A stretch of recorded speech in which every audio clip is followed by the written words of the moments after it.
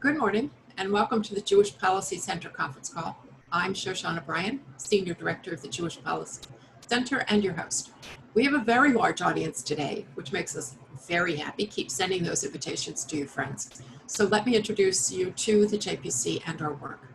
We are a 501c3 organization providing perspectives and analysis on foreign policy and domestic issues by scholars, academics, and commentators. You can sign up for our articles published under the heading of Insight.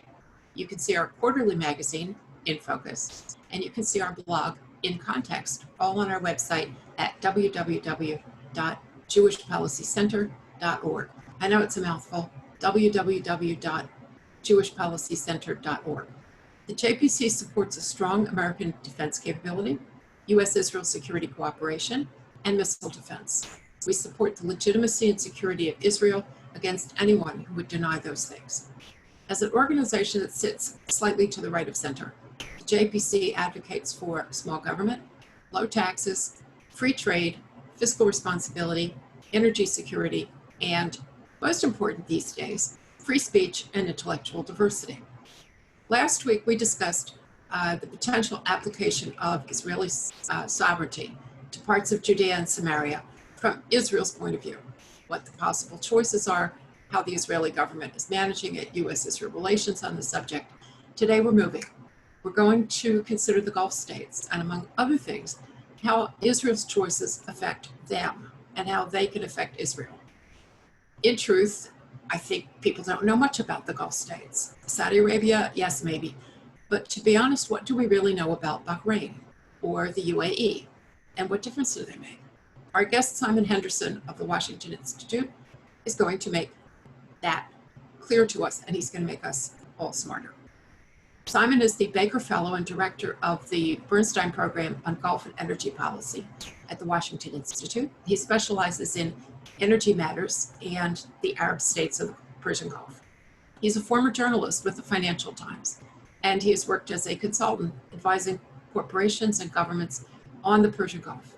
He became an associate of the Washington Institute in 1999, joined the staff in 2016.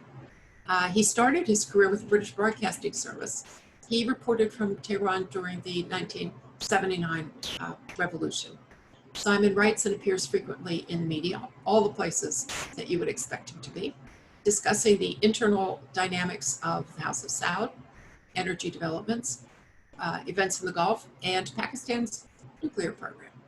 His latest publication is Nuclear Iran, Glossary of Terms, which he co-authored with former IAEA official Ali Honainen and was co-published with the Harvard Kennedy School's Belfer Center for Science and International Affairs. He's the author of a paper entitled The New Pillar, Conservative Arab Gulf States and U.S. Strategy. And that will be the subject for today. Remember, if you have questions, you cannot ask them, or at least you can't ask them out loud. Please send your questions to info@jewishpolicycenter.org, and we'll be reading them. Simon, the floor is yours. Thank you very much, and I'm very pleased to be here to be able to speak to you all today.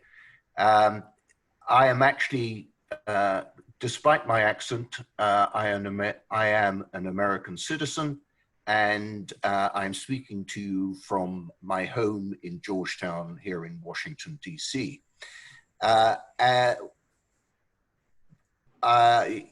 The Gulf and Israel is a fascinating subject, but it's very much a moving target. What makes it a considerable amount of fun. I wrote a piece for Shoshana 5 years ago on the GCC and Israel, which is worth looking at perhaps if you're really interested in the subject, because I sort of laid out where it was then, and my basic conclusion was that it was much further along the road than most people thought. 5 years on, now it's even further down that road. And I will explain a little why. I will start off, though, briefly showing you a map so that you can have in your mind's eye what I'm going to be talking about today.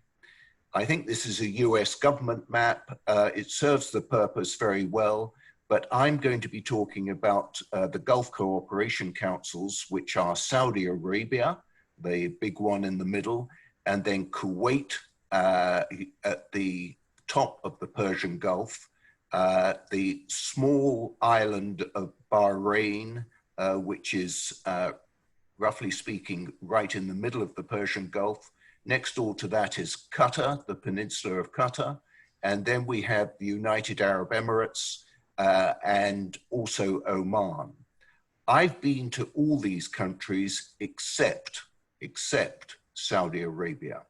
That might be sort of strange because I've written a lot on Saudi Arabia, and indeed my principal occupation is to write about Saudi Arabia, both in energy terms and in terms of the Saudi royal family.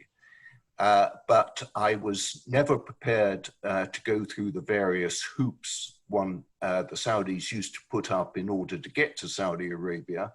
And then when I started writing about Saudi Arabia, they are no longer prepared to give me a visa.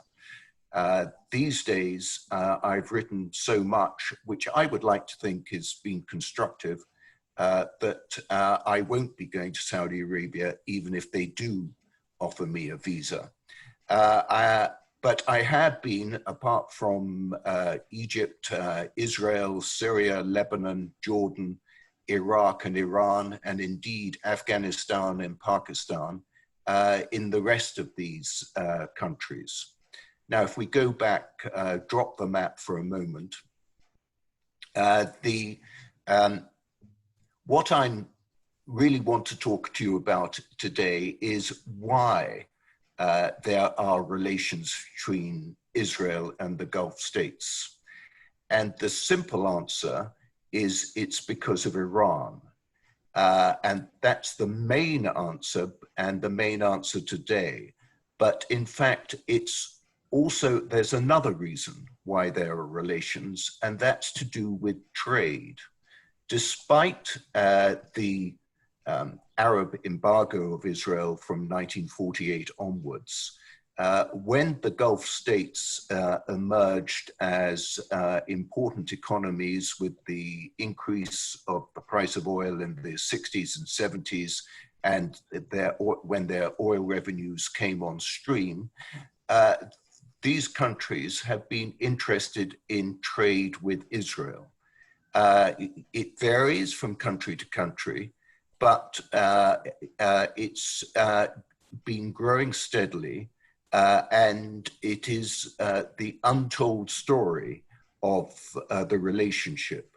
It's an untold story which will, for most of the time, is probably better to remain untold, because I don't particularly want to put anybody at risk or anything like that. But it's a measure of the underlying relationship which has developed over the years.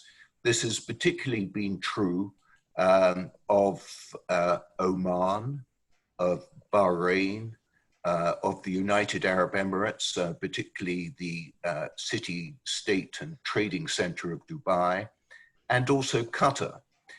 It's worthwhile remembering, or if you can't remember, at least worthwhile me telling you, that when Yitzhak Rabin was assassinated in Israel, and he was given a state funeral, one of the guests at the state funeral was a Qatari minister who arrived there and was at the funeral dressed in what we would regard as traditional Arab dress. That was an early indication that it's often wrong to be too simplistic about the nature of the relationship. And it's not a black and white relationship. It's various shades of gray. And indeed, as time moves, the gray can either get lighter or darker. And so this is fascinating to me because I was in Qatar a couple of years ago at a conference, and to my slight surprise, although I knew that it happened, there were Israelis at the conference as well. And the Israelis had been at the conference using their Israeli passports, for which they had visas to come to Qatar, and getting to Qatar by flying first to Jordan and then taking a flight from Jordan to Doha. There's a similar level of obvious activity in the United Arab Emirates, where a few years ago, Abu Dhabi, the capital, allowed Israel to establish a diplomatic presence there because of that Abu Dhabi wanted to play host to an international organization concerned with renewable energy. And if you host an international organization, the rules of the game is you have to let everybody be there.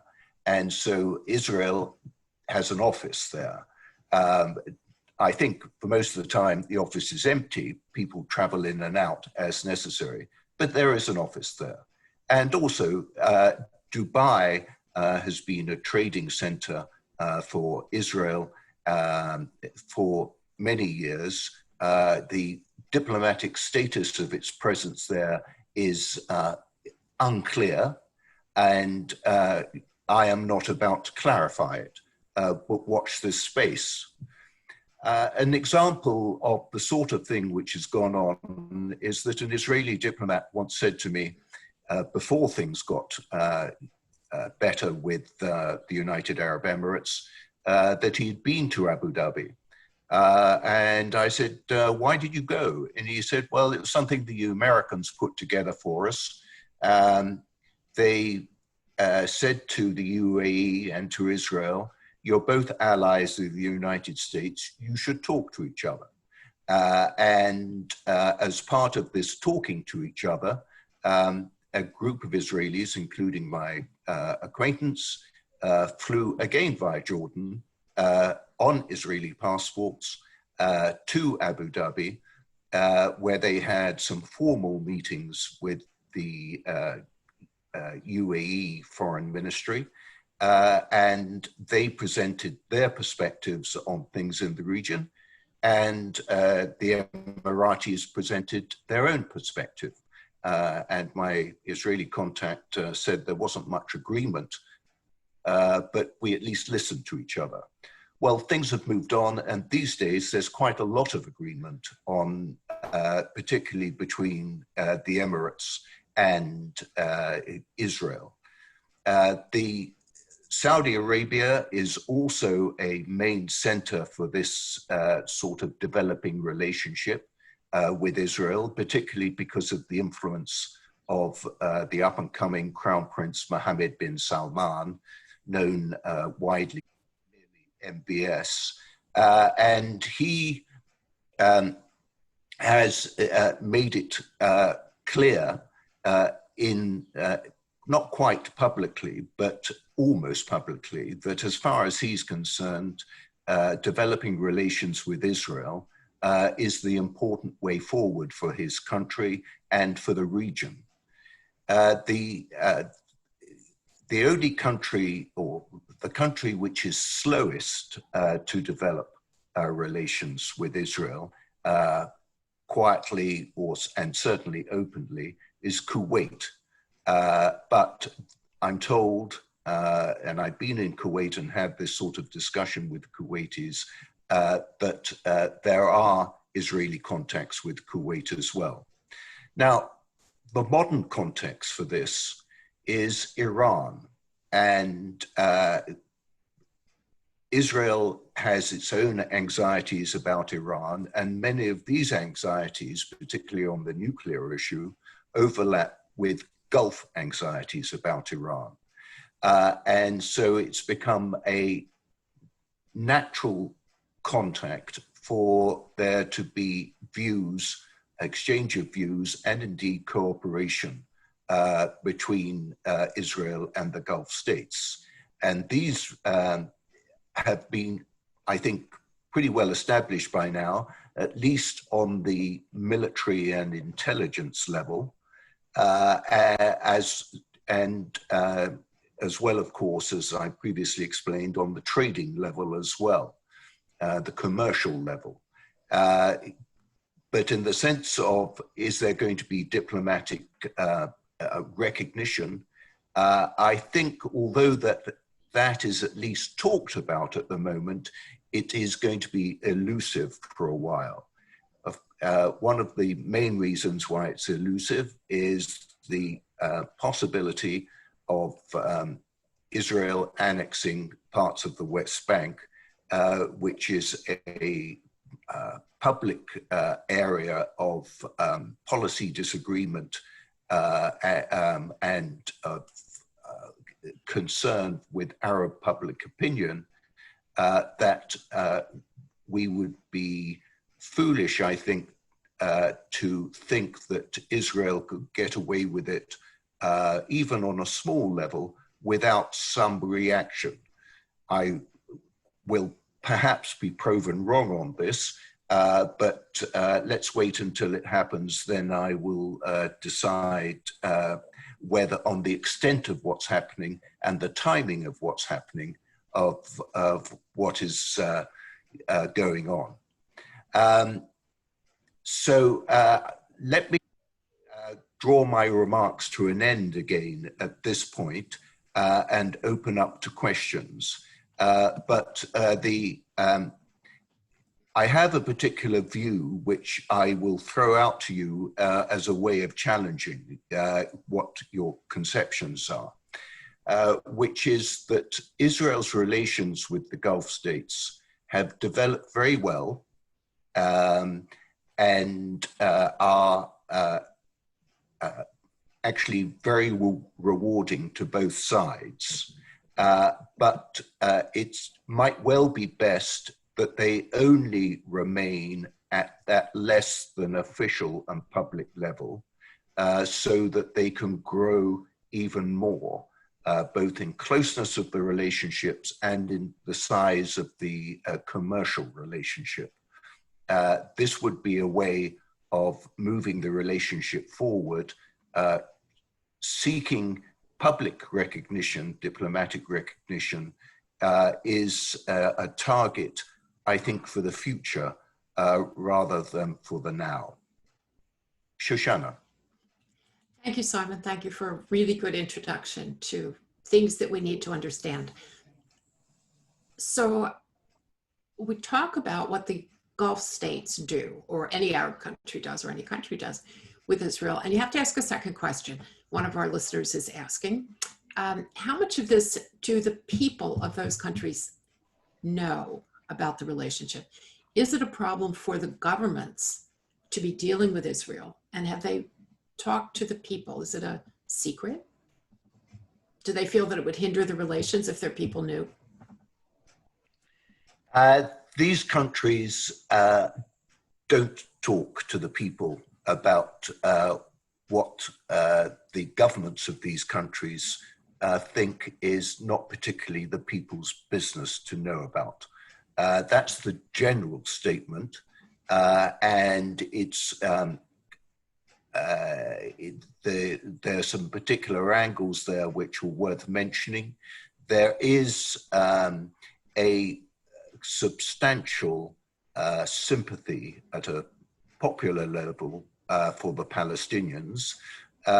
This isn't particularly surprising, and it's, apart from anything else, it's a consequence of decades worth of information and education, which has been sympathetic towards the Palestinians and has often depicted the Israelis as evil in a variety of forms. So you can't sort of change this situation overnight. Some of this might also be an active sentiment within the intelligentsia of these countries, but these countries are, although they pay attention to one extent or another to public opinion, they're not democracies by any stretch of the imagination. So the leadership of these countries, and frankly, it often comes down to the top person himself, who can make up his own mind this way or that on what to do. The leadership is fearful of Iran, looking around for allies. Times like this, strangely enough, America is historically been the traditional ally to look for. The fact that there are question marks about Americans' ability to and willingness to provide military support for some of these countries mean that they are thinking other ways of doing it, and a relationship with Israel might be another way of doing it. The fact that what would appear to be the case, that Israel has done some incredible piece of destruction on part of the Natanz enrichment plant in Iran in recent days is, in Gulf mines, probably a reflection or adds to the view that Israel does things rather than the United States, which talks about doing things but doesn't actually do things. So this raises several questions about Palestinians, about Iran, about Natanz. Let's start with Iran and Natanz. So you've written an article in which you point out that the Natanz bombing, and there were other bombings in Iran, which you may want to make mention of, was probably a centrifuge facility. Can you talk to us about why now? Why, in your view, would this have been an opportune moment for Israel or anybody else, because the Israelis don't take credit, to do that? Well, I am. I've written about centrifuges over the years, so I know a few things about centrifuges. But share them.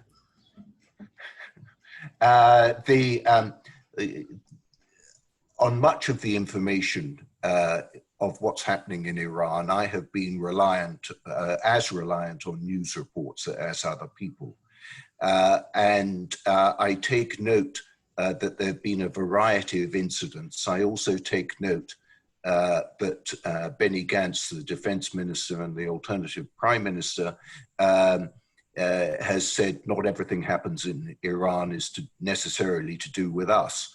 And this is probably the case. The significance, though, is that it's twofold on Natanz. One is that the Natanz enrichment plant, the actual enrichment plant itself, is buried in a deep hole in the ground, which is covered with concrete and iron mesh, and for most purposes is impenetrable and indestructible. But the facility where something went on, it's been severely damaged, was a centrifuge assembly plant, which is where you put the centrifuge together before you install it along with hundreds of other centrifuges in the enrichment plant itself. And this assembly plant was a building on the surface, and as far as I can make out, was not reinforced in any way, and appears to have been almost completely destroyed. This will have the effect of, could have the effect, and again, there are considerable limits on my knowledge on this, of delaying centrifuge production. I'm unaware that Iran has any alternative centrifuge assembly plant. And in order to increase both the quantity of enriched uranium that it has, and crucially, the degree of enrichment to make it highly enriched uranium, Iran needs more centrifuges. particularly of a more advanced type than most of the centrifuges it has, and the ones which it was allowed to retain under the JCPOA of 2015. And if this is the case that this assembly plant has been destroyed, then Iran's ability to make the advanced centrifuges has been stopped. Okay, they can build another assembly plant, but all this takes time. And so Iran has been delayed for months, perhaps even years. So as a point of information, these would be the centrifuges that when the sunset clauses of the JCPOA kick in, these are the ones that Tehran would be using. So isn't it really a matter of timing? Either they get them earlier by cheating, or they get them later by living up to the terms of the deal and having the sunset.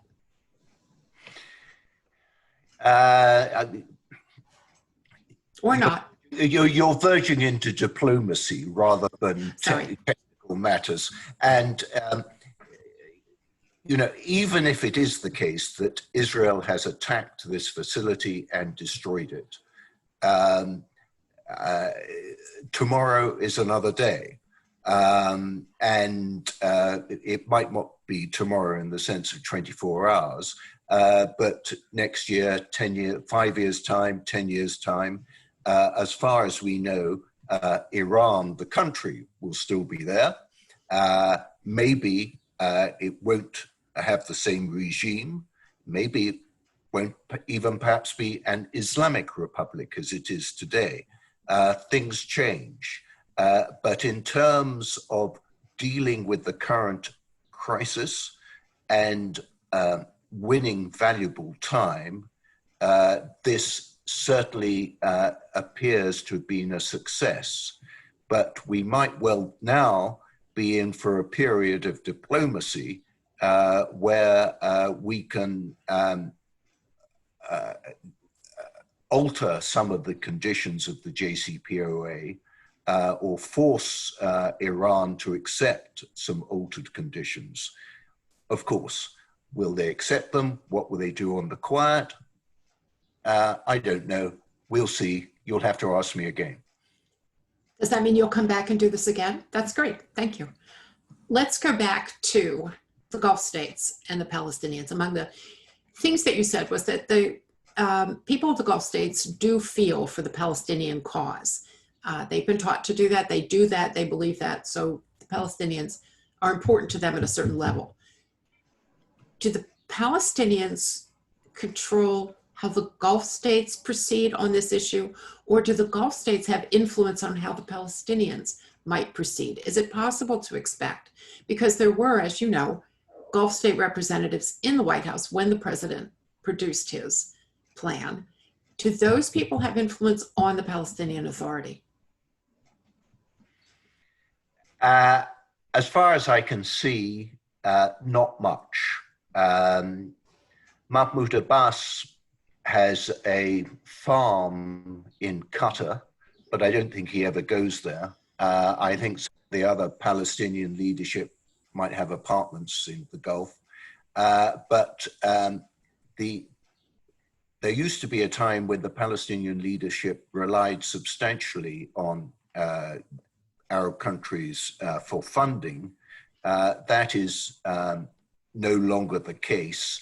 And so their ability to listen to the Gulf states has been reduced. The exception there has been Qatar, which has been funding relief in Gaza.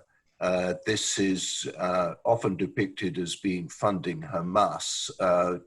To the best of my understanding, and I've asked Americans, Qataris, Palestinians on this, that the money is very tightly controlled and goes to individual families in Gaza, and it's orchestrated with the assistance of Israel, who for most of the time are very grateful for the money because it's one of the contributions to keeping tempers in Gaza cool, or certainly cooler than what they otherwise might be.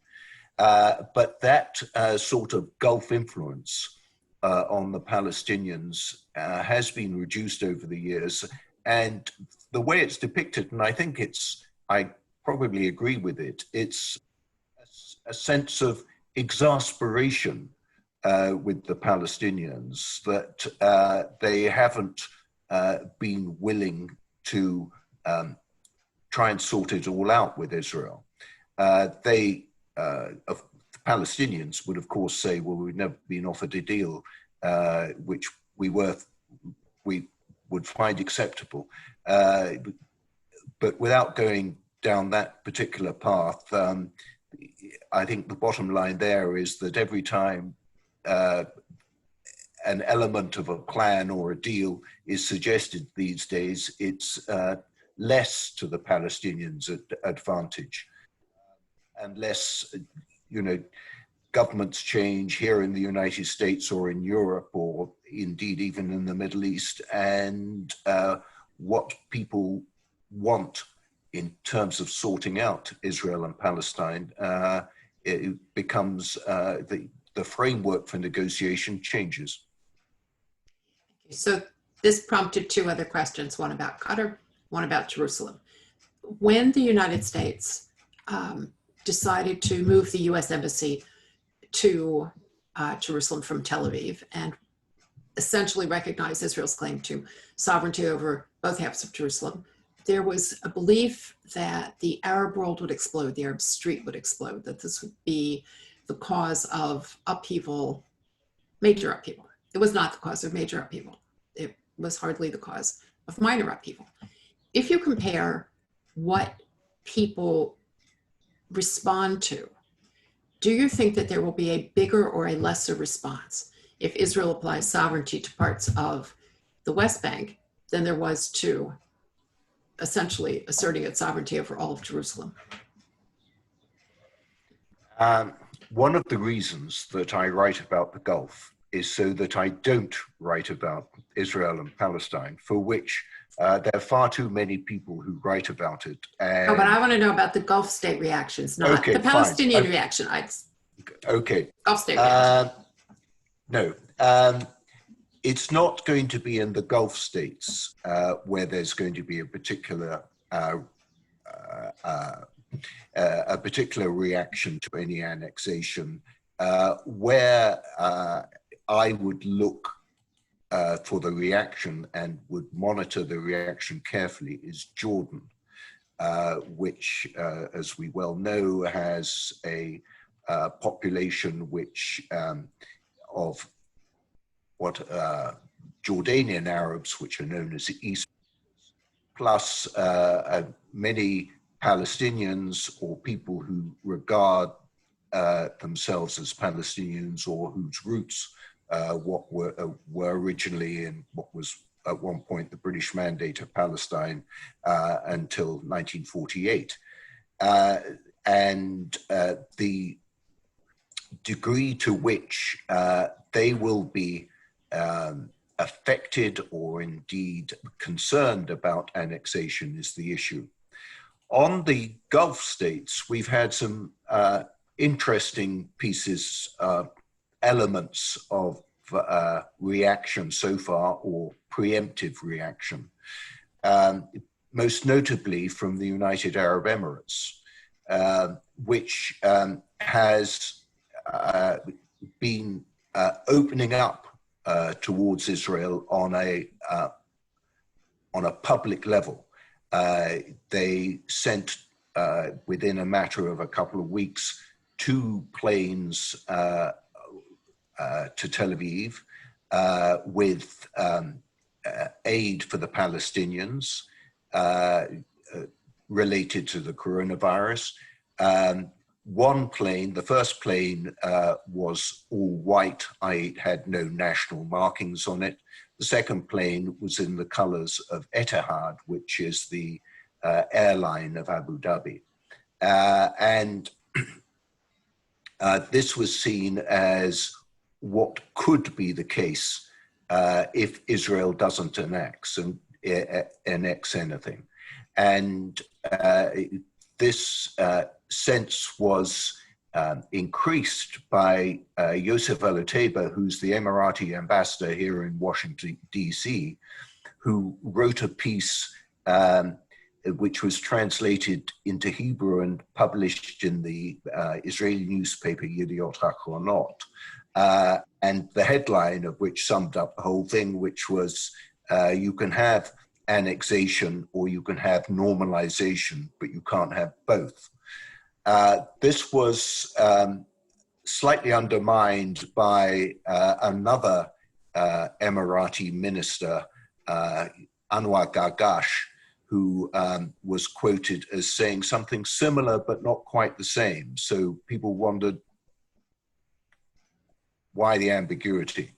And then the effective ruler of the UAE, who's the Crown Prince of Abu Dhabi, a man called Mohammed bin Zayed, often known simply as MBZ, came out saying he was against annexation, at which point everybody said, there you are, they're against annexation. That's their real position.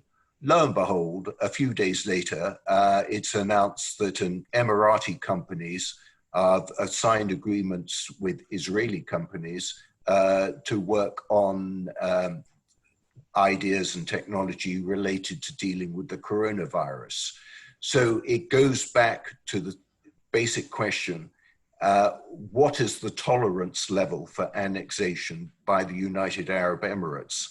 And why can't they get their message as clear as the average person who's looking to work out what their message is would want it? At which point I say, welcome to the Gulf. That's the way. If you want consistency and lack of ambiguity, you come to the wrong place.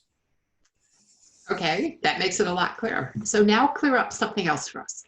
You mentioned Qatar, and I know that the aid that goes from Qatar to Gaza, as you said, is done in cooperation with Israel. But we tend to think of the Gulf states as kind of having the same policies, but Qatar and Saudi Arabia clearly do not. Could you talk to us about the relations between the two of them? Qatar being a supporter of Erdogan in Turkey and some things that MBS is not necessarily a supporter of. Talk about Qatar and Saudi Arabia. I've just written 4,000 or 5,000 words on this. Tell us where to find them. Wait, promote this. Tell us where to find them. If you go on the Washington Institute website and click on experts, you'll find a whole variety of my colleagues. I am there. Click on my name and you'll come to what I've written recently. And I've written a piece which, not speculatively, but sort of considered what would happen if Qatar was no longer ruled by Emir Tamim, who's a young man, it's still in his 30s, who is the ruler. It's called Qatar Without Tamim. And it goes into, apart from a load of history and family relationships, this rift between Qatar on the one side and Saudi Arabia, the UAE, Bahrain, and indeed Egypt on the other, who are effectively trying to blockade.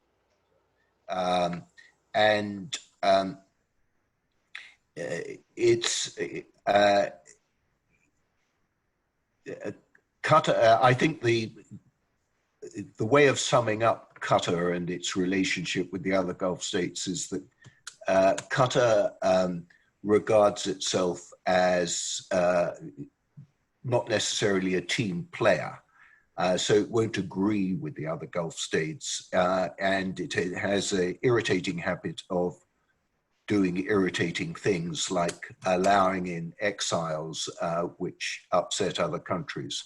And it's not as if the exiles do much plotting in Qatar. They're told to shut up and sit quietly. But that's not the view taken by Saudi Arabia and not the view certainly taken by the UAE. Now, but as I said at the beginning, it's not as if Qatar hasn't been friendly, indeed, in the past to Israel, and frankly, I think wants to look to be friendly again with Israel. A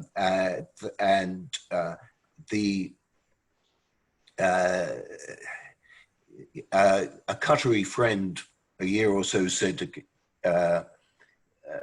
pointed out to me that when Qatar first established less than formal relations with Israel, they allowed an Israeli trade office in Doha and were going to set up a Qatari trade office in Tel Aviv or Ramat Gan. It annoyed considerably the other Gulf states, of which Saudi Arabia and the Emirates were the two of the ones which were most annoyed. And eventually, under the pressure from those countries and the circumstances of the time, Qatar broke off those relationships, although they didn't shut the Israeli trade office quite as abruptly as they publicly announced. As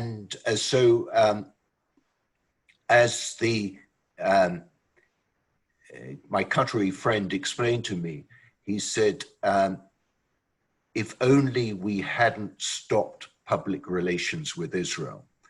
And he said, do you know what? The amount of pressure that we had from Saudi Arabia and the Emirates to cut those relations with Israel was extraordinary.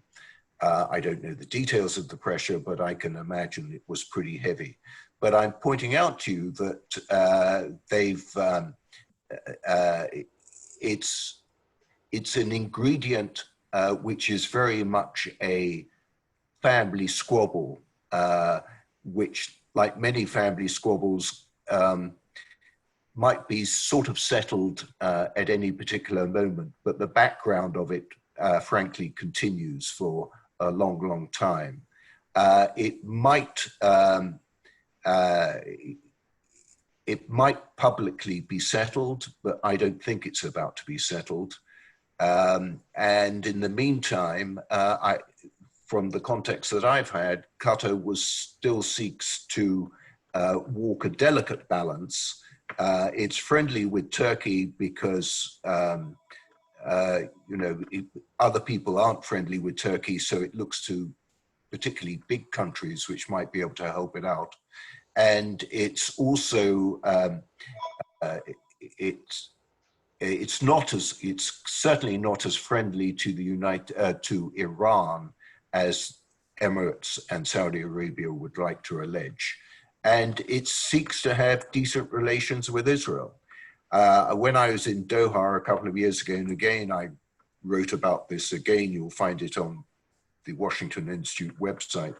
I went to meet the Qatari envoy to Gaza, a man called Mohammed Al-Amoudi, who is, in real life, is a construction businessman, but has taken on this role of being the envoy to Gaza, and was telling me tales about going to Israel and how much he enjoyed going there, and which hotel he stayed in Jerusalem when he was there, and who he was meeting in Kogat, which is the Israeli Ministry of Defense organization, which deals with relations with the occupied territories. So there's hope there. It's not like Iran, where I don't think, frankly, there's much hope whatsoever of any sort of Israel-Iran rapprochement. But there are levels of communication between the Gulf states and Israel which continue and are active, even if their own intra-Gulf relationships are tense. Thank you. That's something to keep eyes on. Something that very few people are keeping eyes on anymore seems to be the war in Yemen. Americans don't look at it. It's not in our media. It's not of interest. We have just a few minutes left, but a reader asks us, does the war in Yemen matter outside the country and outside of the misery that comes to the people of Yemen? Uh, Or is that a subject for a whole nother? no, no, no. It's a very good question, and it's a very relevant question. And it's okay. The simple answer there is that Yemen has become a place for a proxy war, a proxy rivalry between Saudi Arabia and Iran. And if we can break down the level of war, we might be able to undermine that rivalry, might be able to force Iran out of it. As Saudi Arabia wants to get out of it, but only on terms which it can depict as victory. But so far, all it's had there is defeats and setbacks. But the other point the questioner makes, is it always going to be like this? Is it always going to be a sad, poor country where people suffer? I fear the answer is yes, although at the moment they're particularly suffering because of war, and they're particularly suffering as a consequence of that war of food shortages. They're facing a humanitarian disaster. And so if we can get rid of the war, we might be able to deal with the humanitarian disaster. But if you ask me in 20 years' time, is Yemen still going to be a mess? The answer is yes. So that's a very depressing note on which to end. Can you say one positive thing so that we get out of here feeling uplifted instead of not uplifted? Well, I have, the positive thing is that Israel and the Gulf states have some interesting and developing relations, which are mutually advantageous. And that's something which is well established, so well established that it's easy to build on it.